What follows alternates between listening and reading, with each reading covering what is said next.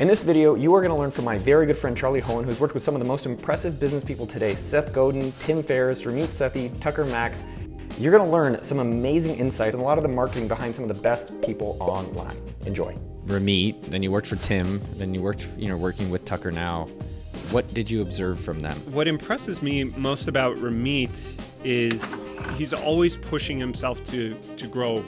In some cases, literally, like he had the script in his head for a long time, the programming that, it's just a skinny Indian guy, like just another. He would make jokes about it, and then he examined that, and he hired people who had solved that problem, and now he's ripped.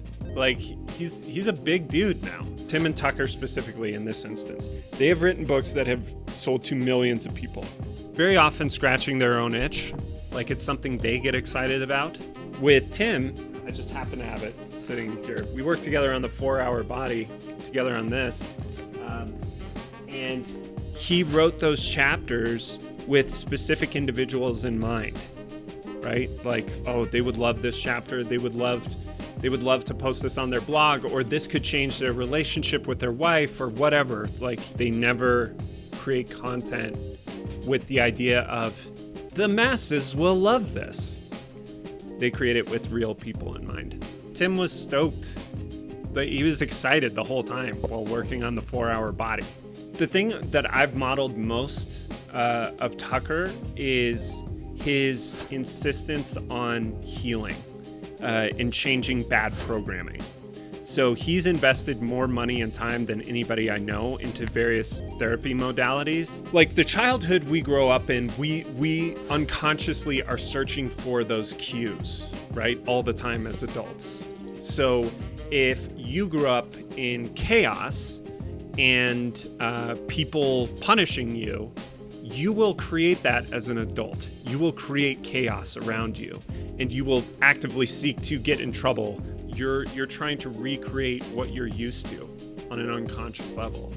And so with Tucker, he had a rough childhood.